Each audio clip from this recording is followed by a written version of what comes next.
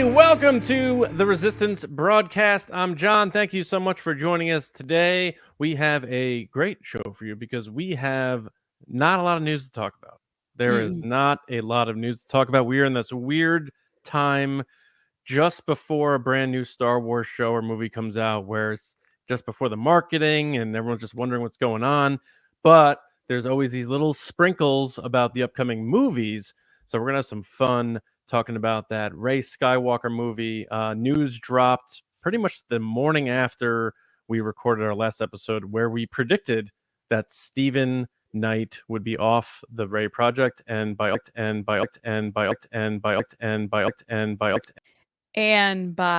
time they figured it out, he was officially off the project. John has been watching the Yankees, and clearly he's having a situation. So, guys, it's my show now. What's up? How's it going? So, we have a kind of random show tonight with a lot of weird, well, not weird, I would say, but interesting topics. We're going to go on probably a bunch of different tangents and things with where the Rey project is going, what we can expect from it.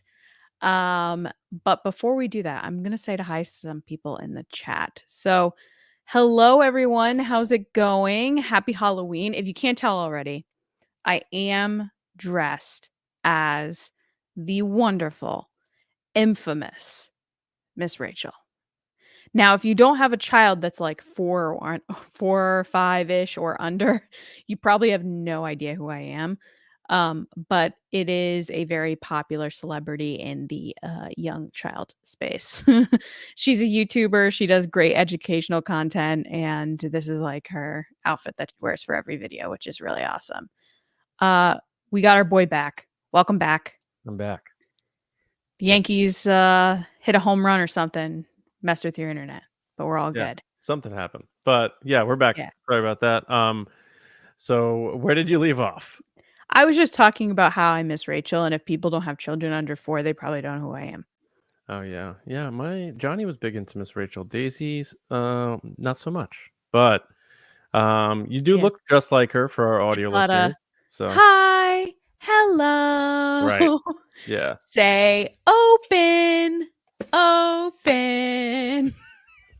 Pretty much. I mean, you nailed it. And she makes a ton of money doing it on YouTube. She does. I think her video that I used the most recently, it's just on repeat with Archie, is over 1 billion views or something like that. Like something ridiculous. Yeah. I mean, if I think about it, I watch it probably either once a day or every other day. I just put it on for something for him. That's just like, waving, we're waving, and he's learned to clap with her, like she claps with her. It captures their attention, that's for sure. Nikki says in the chat that she's a teacher, so we're over Miss Rachel, but you look good. Look, I get that. But thanks to anybody who is joining us live. We appreciate it. We're gonna have a bit of a loose show today. Star Wars discussion. We don't know where it's going to go, but we are going to kick things off by talking about the Rey Skywalker movie.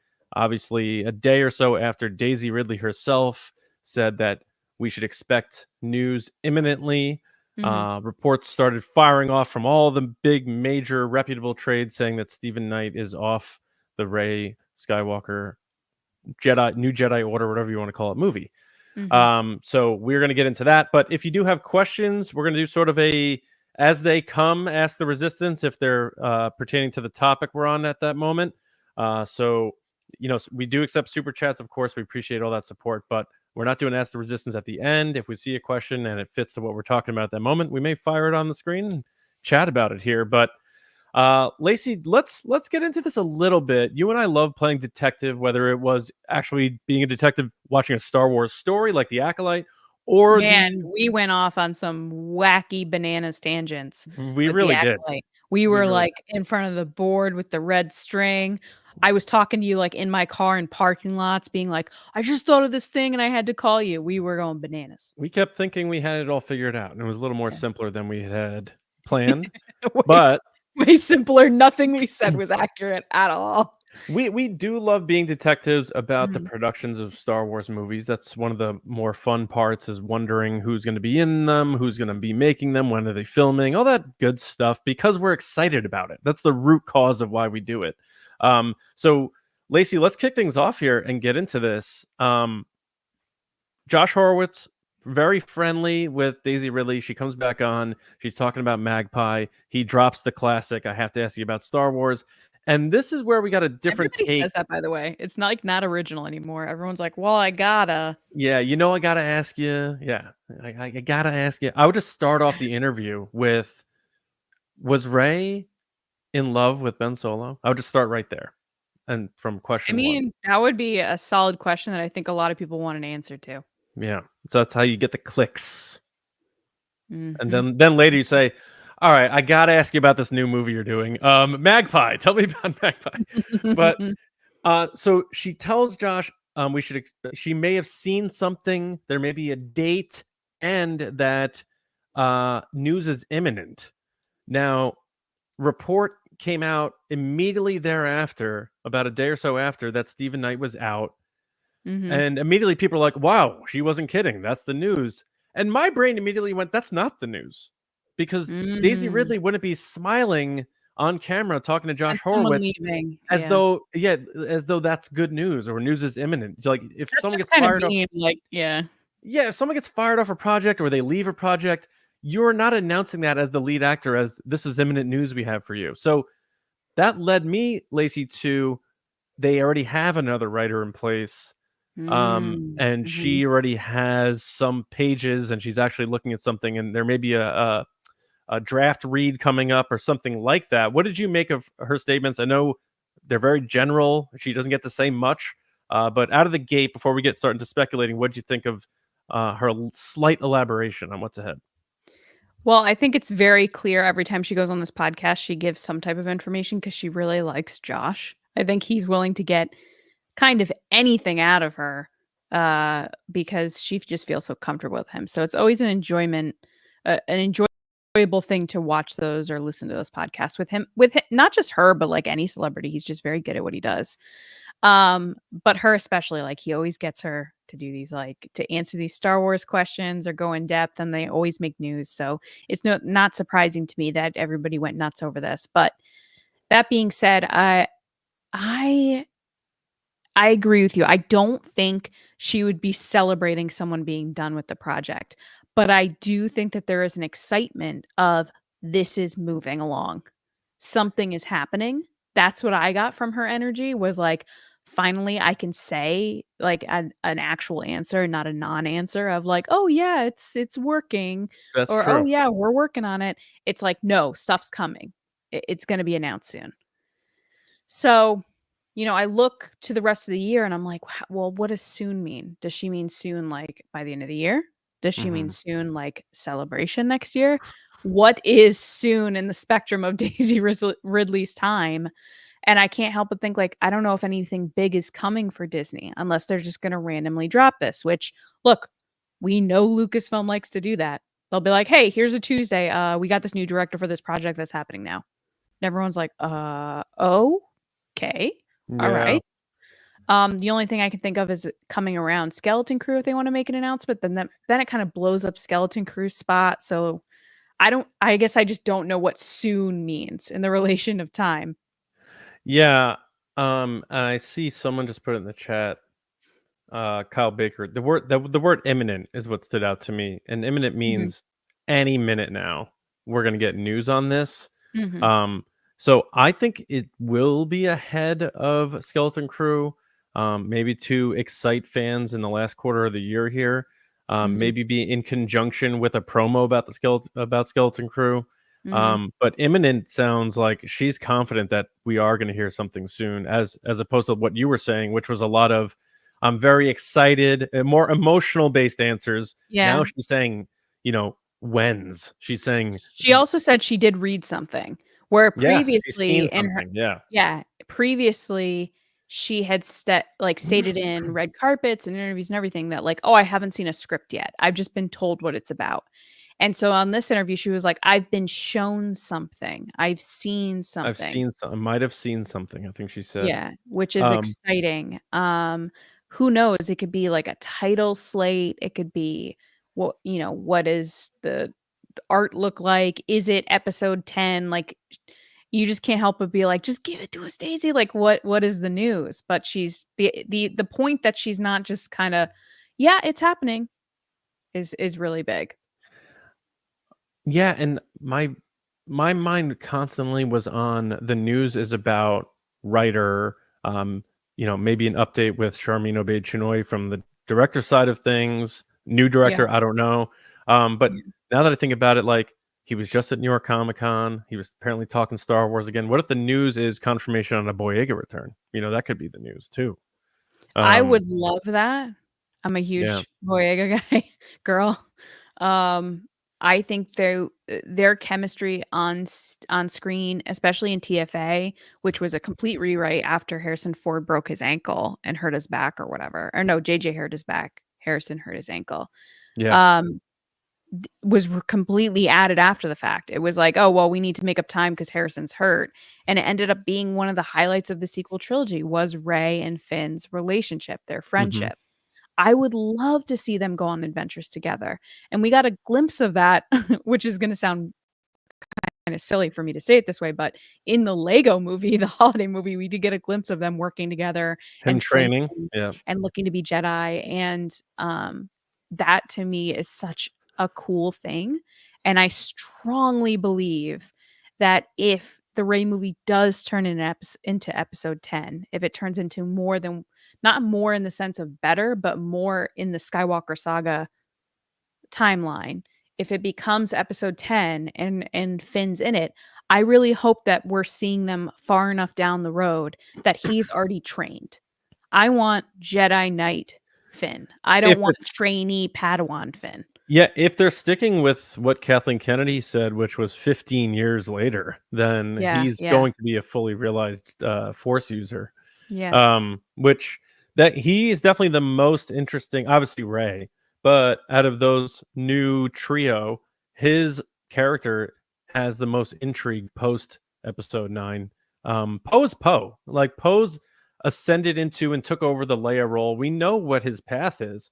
Finn, all the teases about his force sensitivity and him just realizing it and not knowing what to do with it.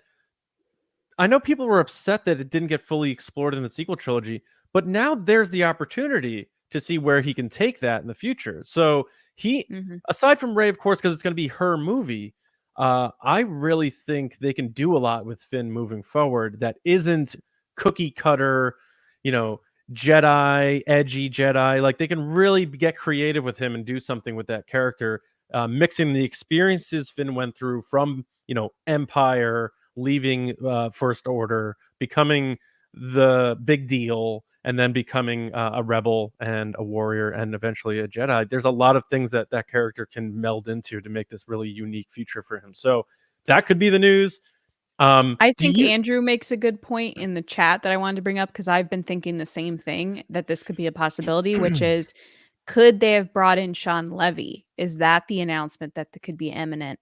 Because he was talking about Star Wars. He did bring in his own writer to write something. Does that Mhm. mean Stephen Knight's out and his writer friend is in who did Adam Project?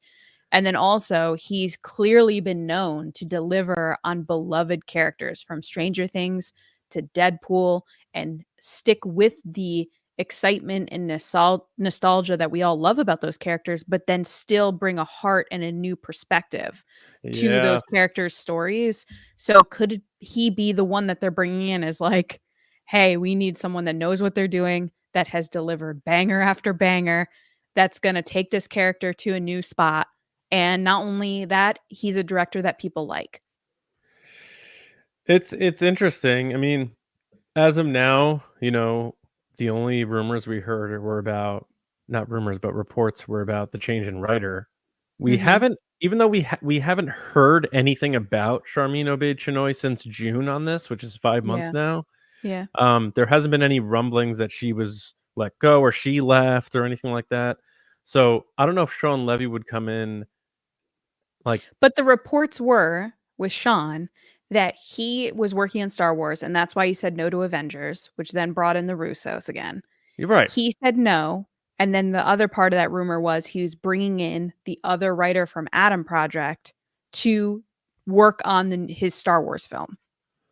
Never does it not say that it's not the Rey film, and if he's bringing one writer and Stephen Knight's leaving, that's technically still true. If we're talking about like technicalities, one writer's leaving and one writer's coming in. Yeah, it depends on those timelines because if Yeah. Stephen Knight was still working on the Ray project, Sean Levy was talking about something entirely different. And would he have said, "All right, never mind on the project you agreed to make with me. I'll go write this other one." I'm having a hard time believing that. It Um, depends. If they're giving him you have complete control, you can do whatever you want, and we want you to make the next episode 10, is Sean going to say no to that? I think it will be episode 10 for sure. Yeah. Um, and you could still call 1 through 9 the Skywalker saga. These are Sure. numbers. These It's like aren't Infinity stories. War. Yeah. Do you have is Sean Levy who you think it is, or do you have anyone else in mind that you think it could be? And do you To have anyone direct that it? to write it? Because Oh, let's to just write it. because Okay. Stephen Knight's out, Yeah. so they have the director still, as far as we know. So to write it, do you have anyone you would want? Do you have anyone you think it is? Anything like that? Well, honestly, I didn't think about the writer that works with Sean Levy until now. This was something that I was like, "Oh, I didn't even consider that it could be this person." Now there's multiple people that work on that film, but Jonathan Troper, I think, is the one that we're considering, which was the one that then moved over to whatever film he's working on, but I guess we'll see. He's also worked with J.J. Abrams.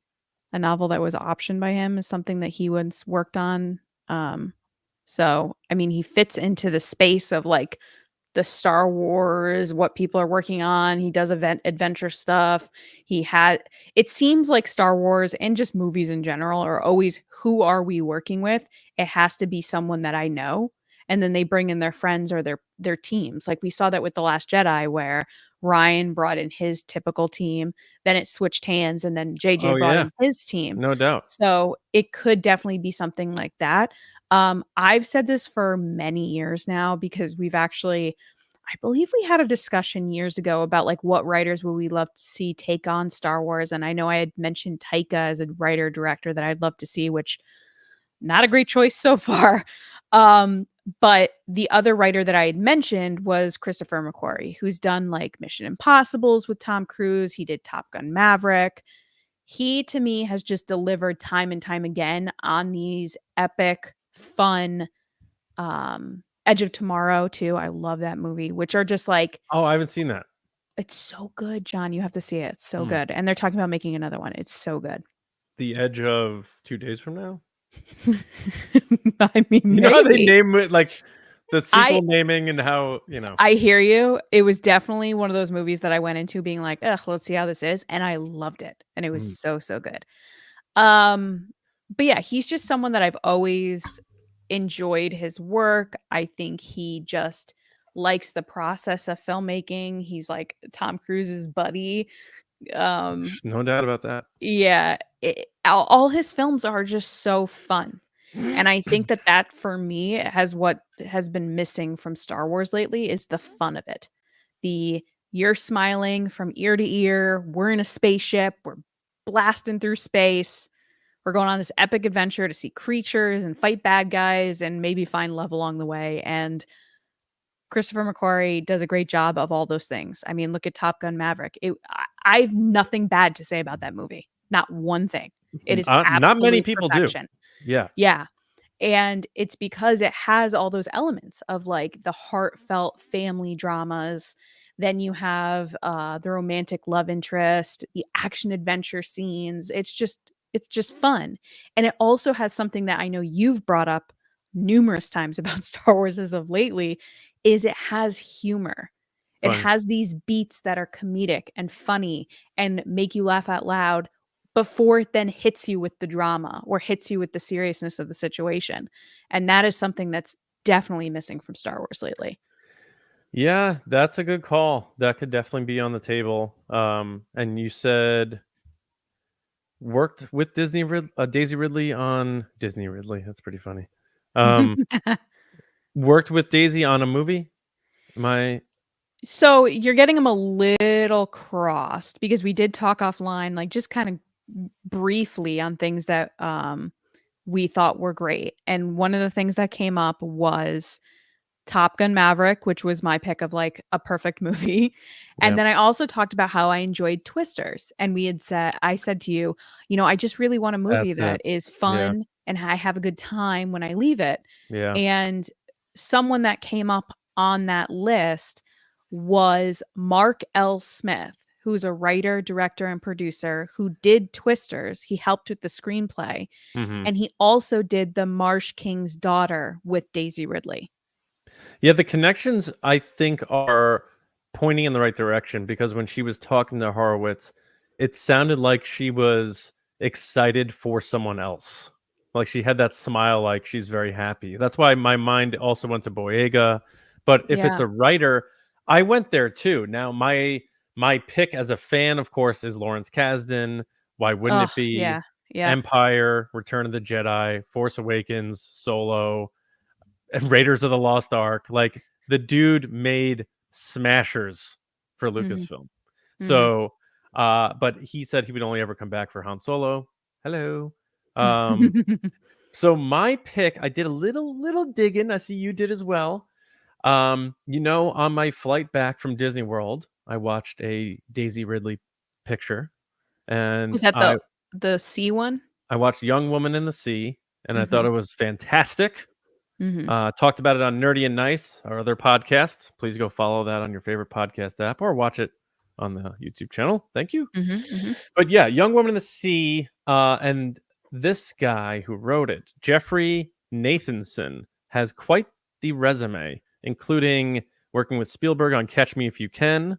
He wrote The Terminal. He wrote Indiana Jones and the Kingdom of the Crystal Skull. I know that might not please too many people, but he did a Lucasfilm Ev movie. Everybody has situations that they're like, "Maybe it didn't go as I planned." Now he wrote the story of that. David Koepp wrote the script. He also wrote a Pirates of the Caribbean movie, Dead Men Tell No Tales. He wrote Favreau's Lion King, so there's a Lucasfilm connection there. And of Mm, course, mhm. he wrote Young Women in the Sea, which people are talking about Daisy Ridley could be nominated for awards for. What Mhm. type of writer or person she worked with would make her excited to work with again? Maybe somebody who just wrote a movie where she might be nominated for awards for. He has the Disney connection with Lion King. He wrote Mhm. Mufasa, which is coming out in December.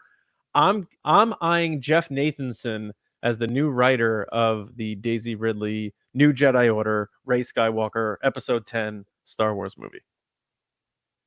So, like, you actually did detective work. I was just throwing out names that I thought would be good. You But you did actual things. but you found connections to Daisy's in the Kevin In Bacon sort of looking, way. yes. Yeah, yeah, Yes, 6 degrees of separation from Daisy Ridley, yes. yeah. But that, to me, is definitely more of a through line of what makes sense because Disney and especially Lucasfilm like to work with their people. Like, they like to continue working with good, not I shouldn't say good because that's obviously my own opinion, but they work with people that have good relationships with them, that work well in their environments, that take criticism, and that can work under tough deadlines with studio input. And this guy clearly can because he's done so many projects with them. And who distributed Young Women in the Sea? Walt Disney Disney, Studios. Yeah. they did. Yes. It's all over their Disney Plus app. So It's yeah, everywhere. keep your ear out for Nathanson, Jeff Nathanson as a possibility. It may not be at all. I'm just throwing a guess out there. We'll see. But Everybody's saying you're playing 3D chess and using a two-tier cork board. well, they said that for some of our theories on the Acolyte too. So, you Yeah, know, but you know what? I stand by that our theories on the Acolyte were super fun they and were were fun. interesting and took it to a place that, like, we were like, "This would be wild if this happened." Yeah. Um, and that's why people were pumped about it, and I think that we just got a straightforward show, but we won't get into that. I do want to get to Terry's question because it is there are nerves out there about this movie. People are concerned, and there's even people who go out there and say, "Oh, it's canceled. Don't bother. It's never going to happen." And, That's stuff the like that. first thing people say. Yeah. Yeah. So So Terry did yeah, what ask. did Terry ask? Sorry. She said, "How worried are we about this movie with all the production drama? I feel like Rogue One had production trouble, but it worked out in the end." Terry, that is completely correct. They recut the whole movie with Tony Gilroy. The movie didn't end the way it was originally going to end. He went in and basically gutted that thing, and that's why they brought it in to be. They brought him in, and then he continued on to do Andor because he wasn't a Star Wars fan and he made that known coming in. He was like, "I'm not a fan. I'm just here to make a good movie. Yeah. So I'm going to cut stuff that doesn't make sense." And so everybody loves Rogue One, but it had straight up drama, just like any other film.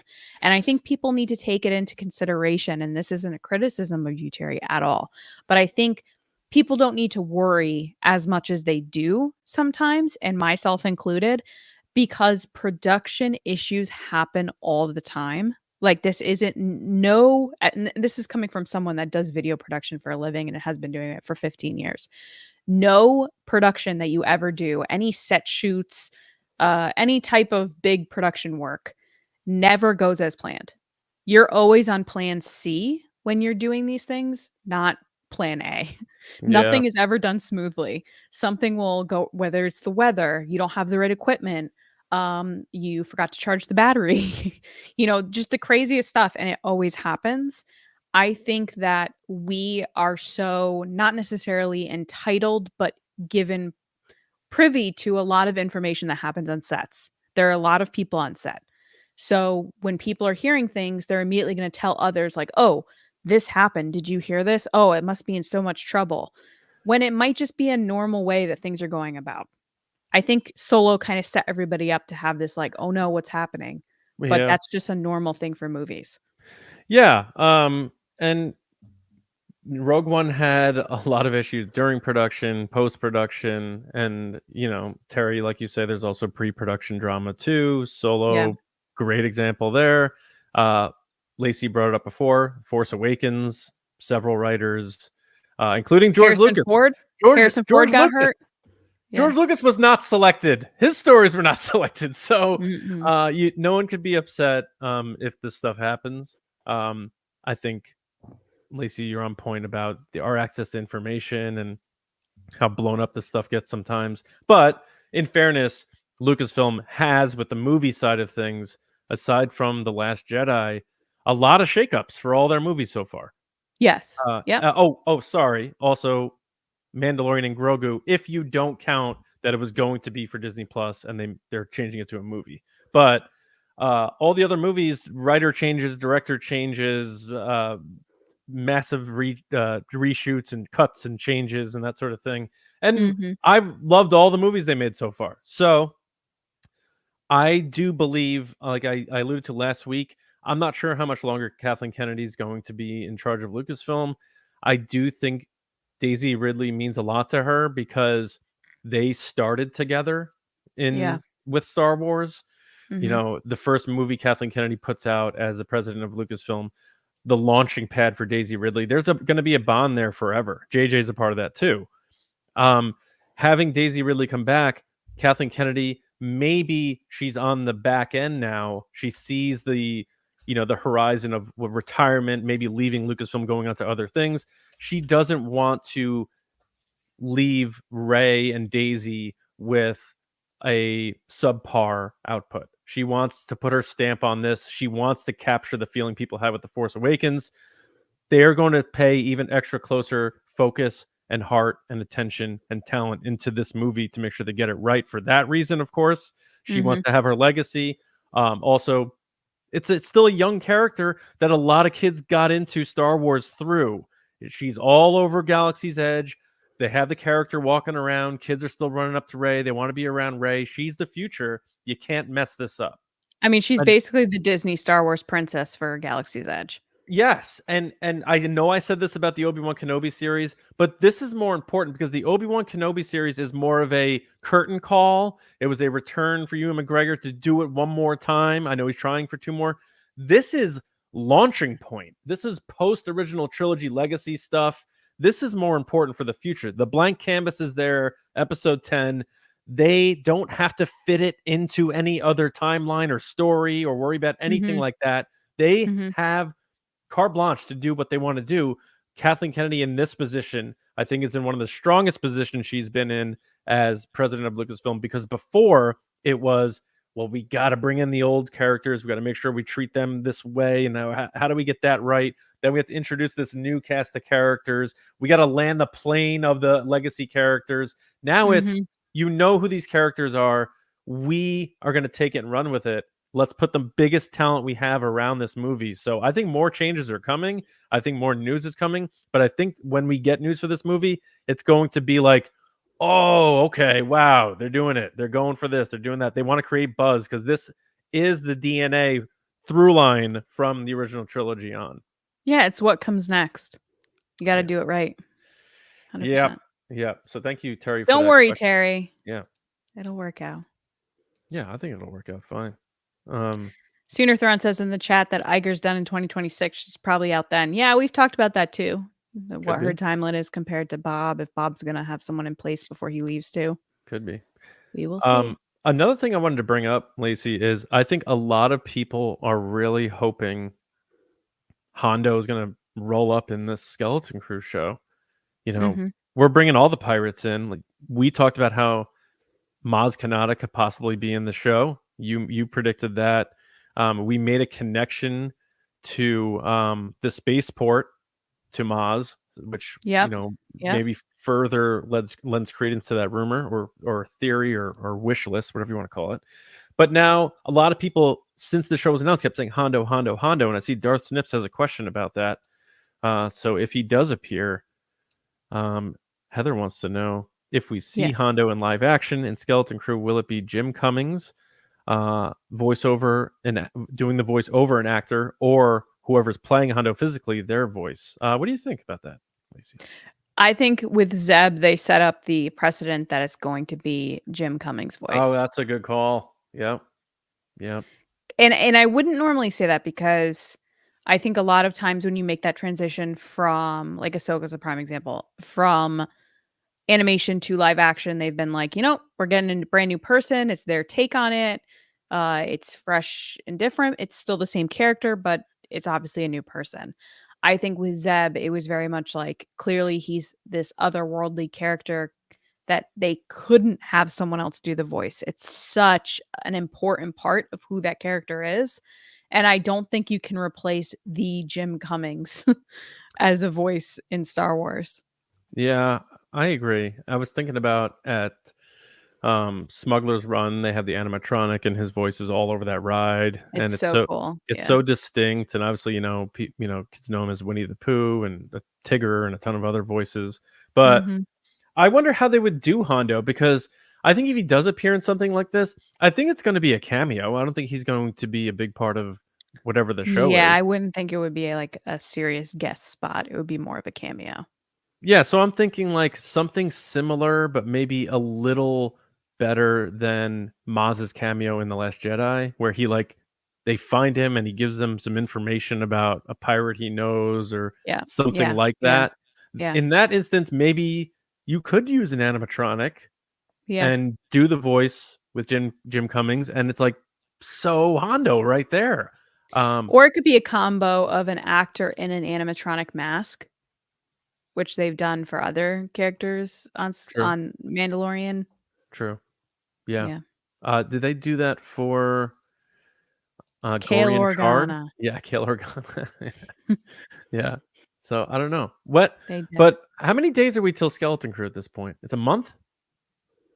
Yeah. November 3rd will be the month So, it's out. less than 35 days away. We're getting Yeah. close to Crazy. marketing time, so I know. are we getting are we getting a trailer soon? I feel like we're gonna get trailer during some football game or Thanksgiving, or because Thanksgiving's right before it, so maybe not Thanksgiving. Mhm. Some type of football game. Is there a big football game coming up on ABC? Because you gotta Uh, think business. or Business ESPN, says Monday Night Football. Let's look at the yeah, Monday Night business Football is schedule. what's connected to Disney, which would be ESPN, ABC. Oh, they weren't gonna do it last night with the Or Monday night with the New York Giants playing, trust me. Yeah, Texans, Jets, Saints, Panthers, Commanders, Giants, Dolphins, Bills, Chargers, Browns, Patriots. It doesn't matter who's playing, but I would assume they'd go for someone that wasn't as big as a pull. Yeah, they've done the Monday Night Football a lot. I don't know if did they do it for Mando and other the TV shows, or was it just the movies? I feel like they definitely did it for the movies. Did they do it for Mando? I can't remember. They might have, but yeah, I can't remember either. Maybe someone in the chat knows, but it's got to be coming soon.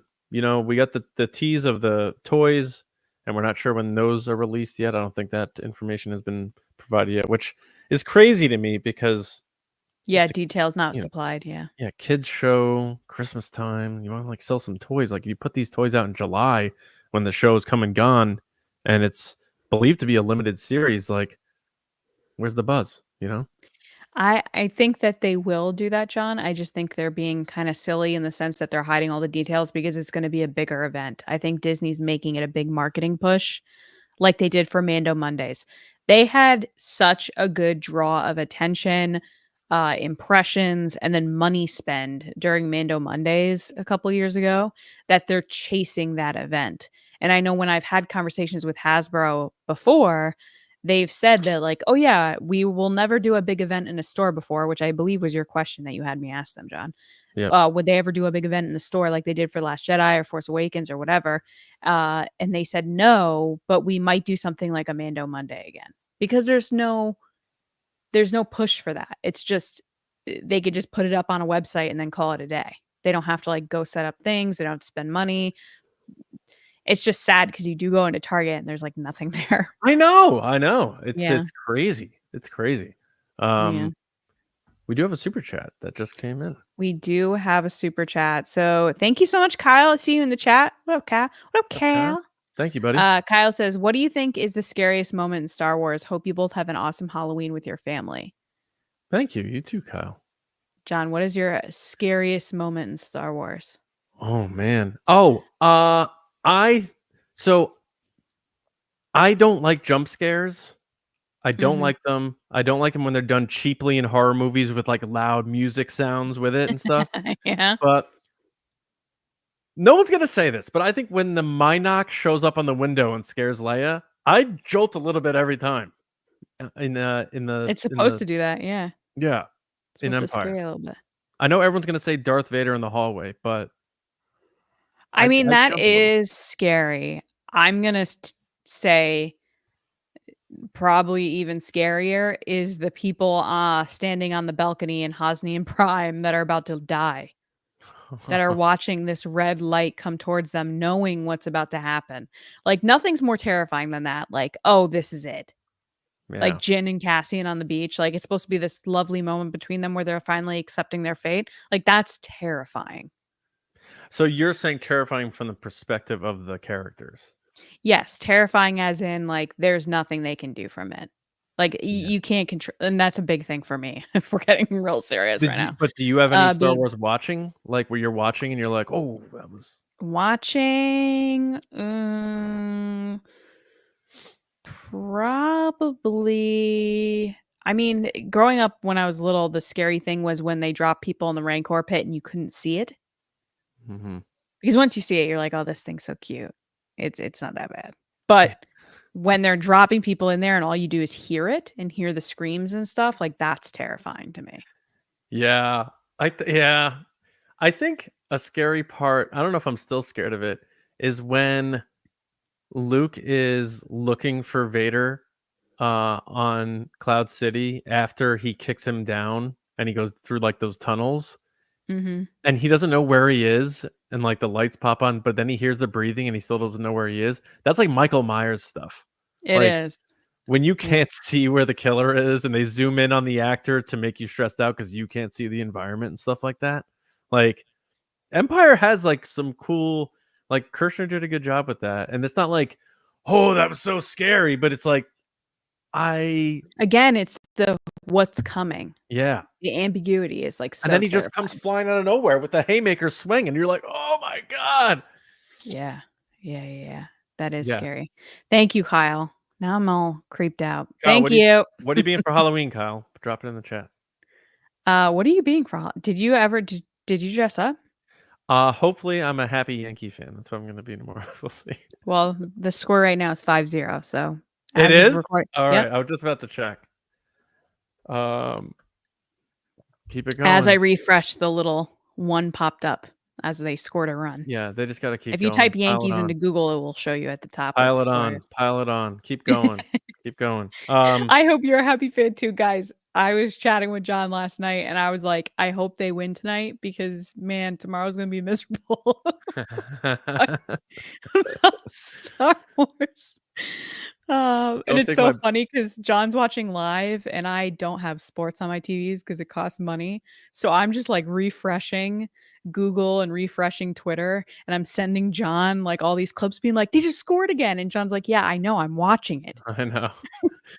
I I'm not watching right now, so I'm checking for the score updates. But yeah, and we are gonna do a state of Star Wars, but I was thinking for the fall edition, maybe we wait a little bit till we get some more marketing for Skeleton Crew. Maybe that imminent news from the Daisy Ridley movie.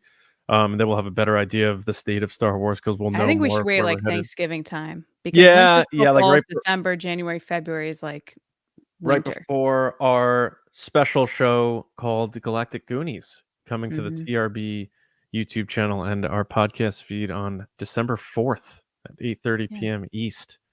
It's not Um, on here. Why is it not? I still thought I working on had the that's graphic that's why I on said here. it's slow. I thought you were gonna pop up the graphic there. But yeah, It's not here. It got I don't know if it this updated or what. It's not here. Weird. well, that's all right. I'm sorry. I'm so sorry.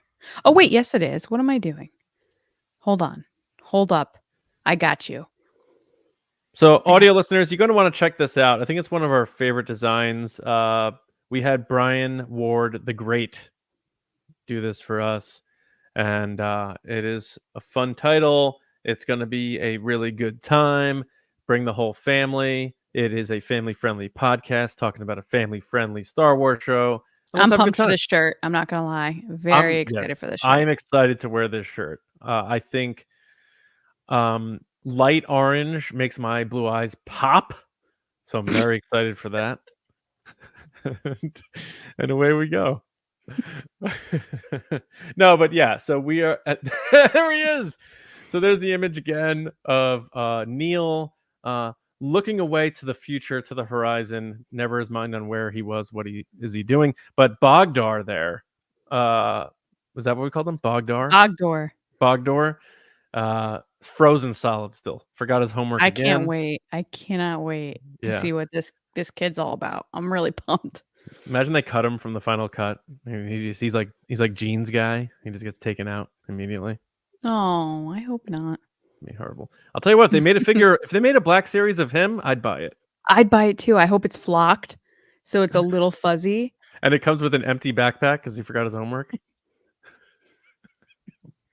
Put it in, put it in, put it in. Anyway, Miss Rachel's here, everybody. if I could literally, I know all the songs, all everything. Let me You ask do you. have do have someone in the chat that's going saying go Dodgers. Hey, go for it. Ooh. Is her name Rebel or Rebel or I think it's Rebel, but it's uniquely spelled, which I Re- like. That's Rebel cute. Geek? That's clearly her real name. But yeah, go Dodgers, go for it. Hopefully it's another game in LA on Friday Yeah. night. Fun But games. You know, I just like fun games. Let's have it. I don't like blowouts. Like, let's have it be fun. Let's make it interesting. did you see what Kyle in the chat said? He's being an astronaut's rock. Astronauts rock. It's a So I think very like rock, like a musician. He's going to be like an astronaut's rock. That's what I think because Kyle plays music. Oh, is that a band? I feel so dumb right now. What is astronauts rock? I'm guessing. I mean, we'll talk about it probably after the show.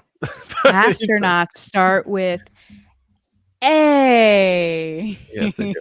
Speaking of A, do you think they will announce another cast member for that Daisy Ridley movie before Star Wars Celebration Japan in April 2025? Will we get I think they're another going to cast announce member John. confirmed? I think he was very kind of sneaky, but not so sneaky at New York Comic Con when he's posting on Twitter, like, met with some fans today. It was, which by the way, he quote tweeted or shared one of our listeners' images of him. Red5 is his Twitter handle, something like Mhm. that.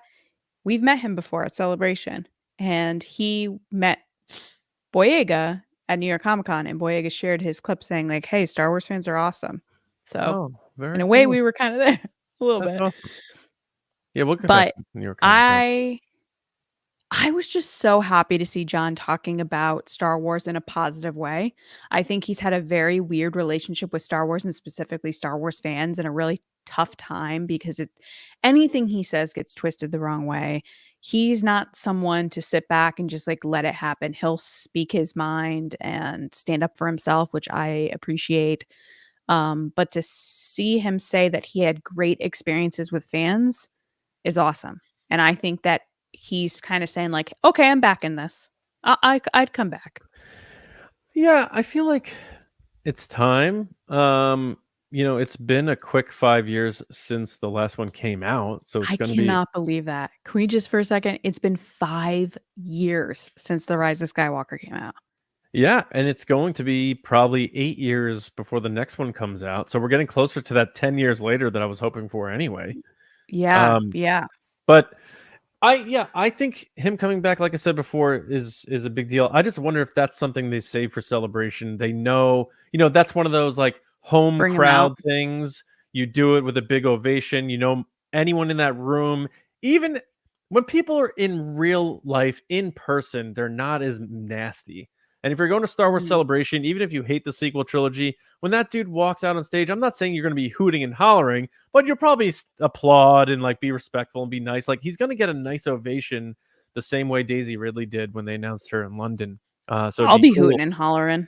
I love me Yeah, some John yeah, Favreau. me too. And I'm sure it'll be tough for him to hide that he would be going to Japan around that time, because if he is in Japan or is spotted in Japan around Celebration, people are going to blow the lid off that anyway. So I get that.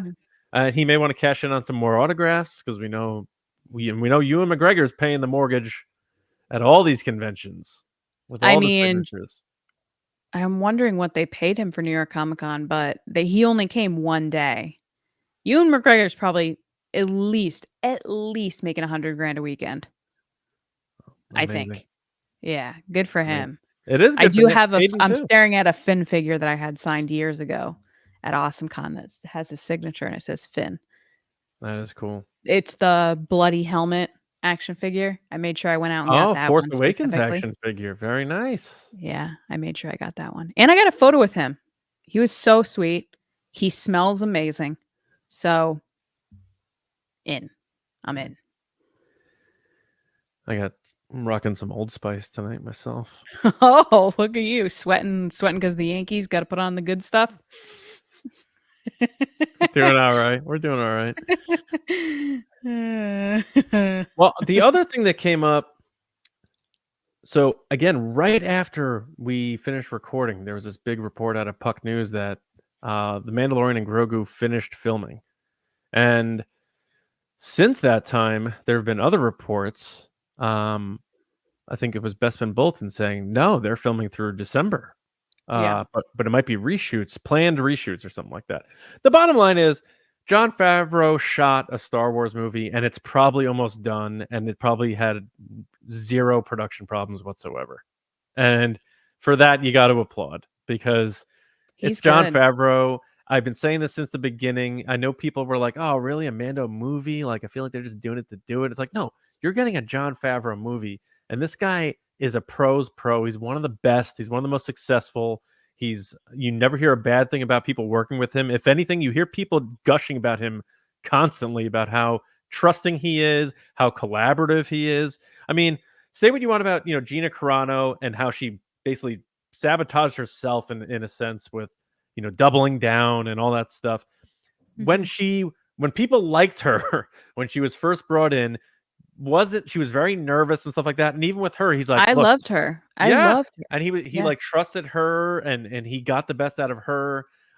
So you have to separate like those moments from how things ended for her as an example of how good Jon Favreau is. He can direct the best of the best in terms of actors, and he can direct people who are out of MMA, who maybe have done a couple of action spots here and there and have to bring it to live action television working with a puppet, and they pulled it off. So It makes me really sad what happened to her because I think that things would be different now in the story if things didn't happen the way they did.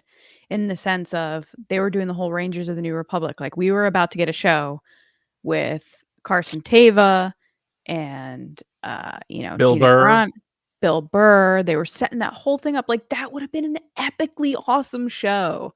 yeah, And sometimes people's opinions get the best of them and online craziness happens, and I just kind of wish I could go back in a time machine and be like, "Hey, maybe just don't say any of this. I Don't know. do And this." it's the reality of it is like I think everybody who worked with her liked her and didn't have problems with her. It just snowballed into this thing, and she's probably not as bad as she put herself out there to be, but she dug her heels in the sand, and Yeah. she's from that stubborn world of the fighter's She mentality. doesn't walk away from a fight. Yeah. Yeah, No, I know what you're saying. yeah, I just think that there was a lot of craziness on all sides of the situation because I'm not that I agree with anything that she was saying. Like she's allowed to say whatever she wants. It's her opinions. But I'm definitely someone that like wouldn't not say something if someone was saying something negative about me or attacking my character or something I disagreed with, I'd probably say something.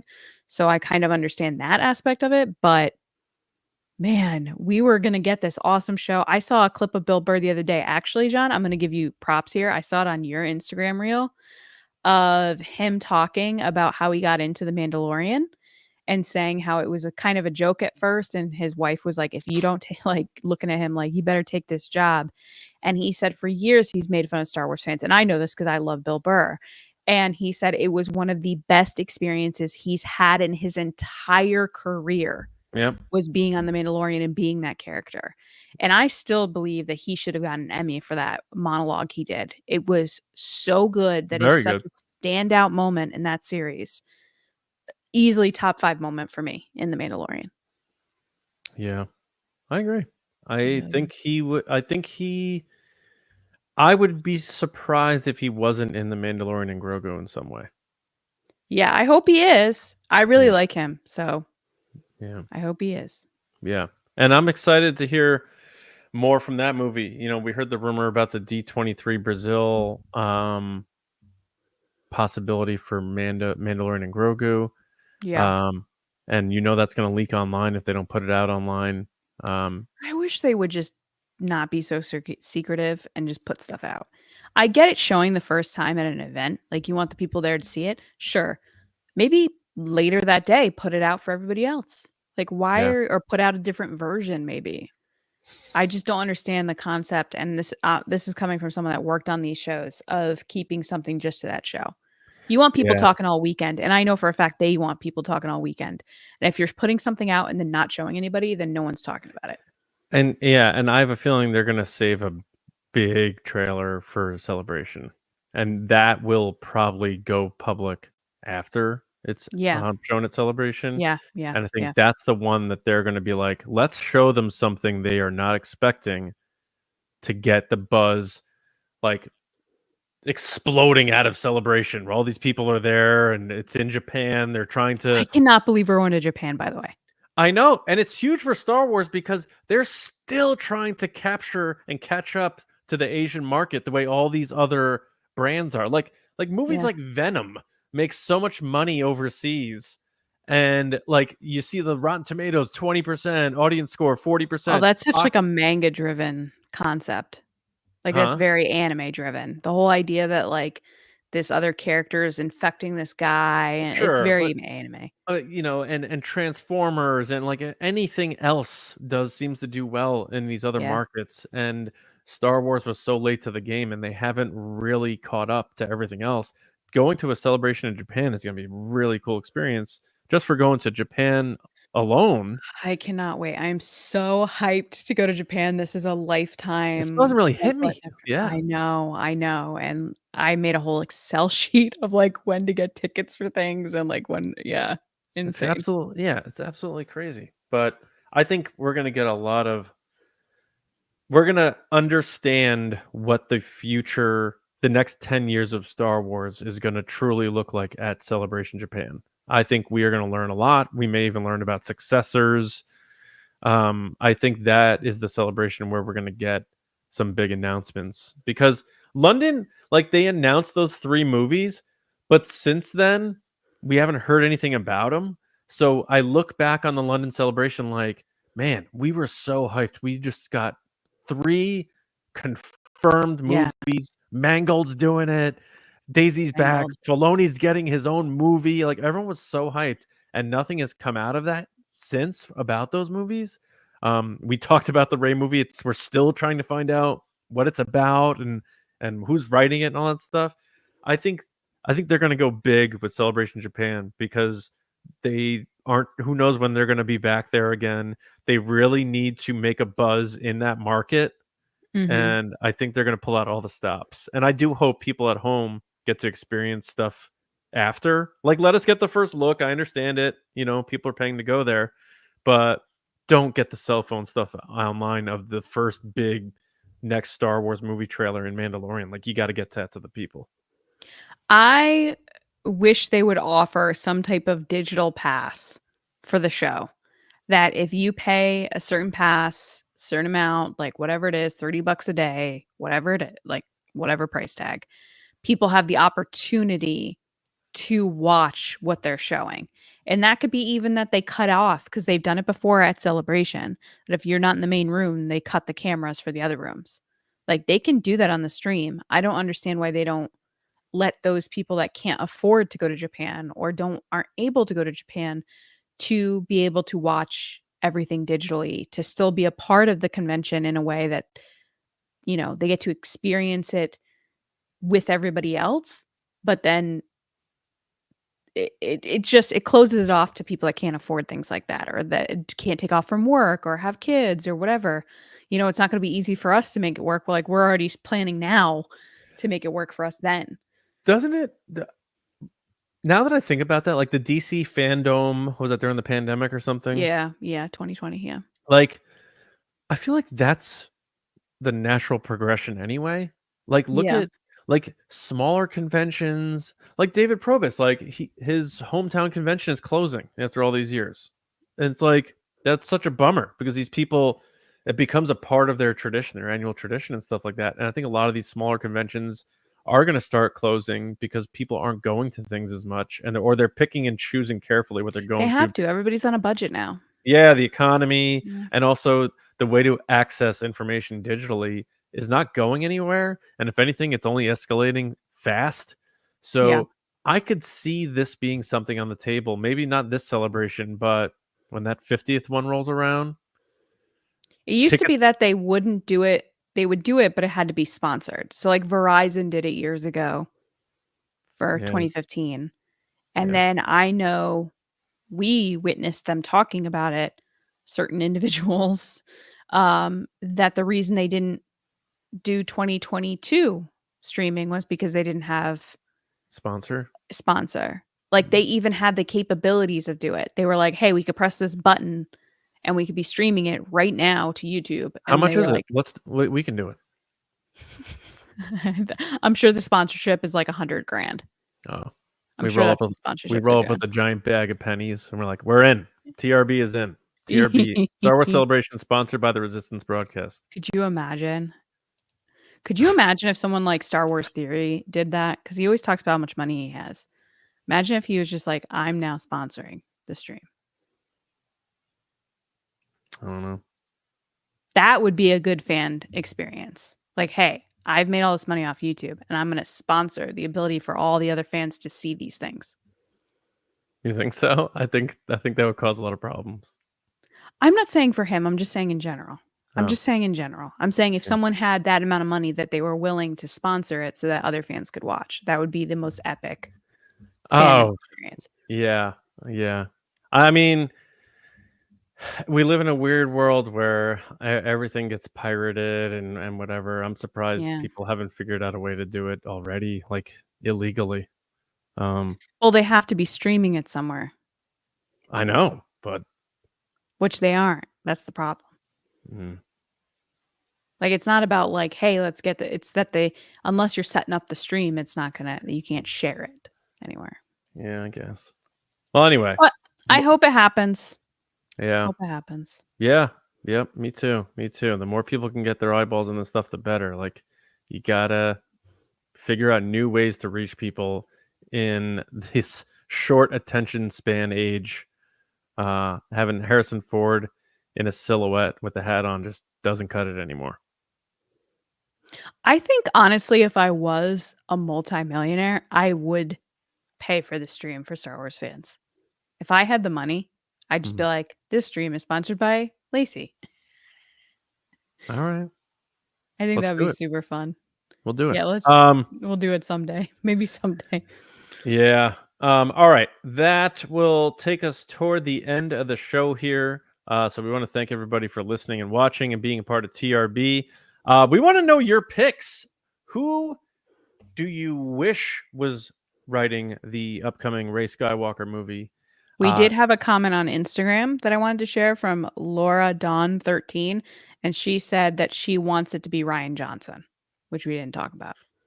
I've heard that too. Yeah. That Thanks for would watching, be Laura. an entirely like they would start over on page one. Like Ryan Johnson's not coming in and picking up someone's script and cleaning it up. So No, yeah.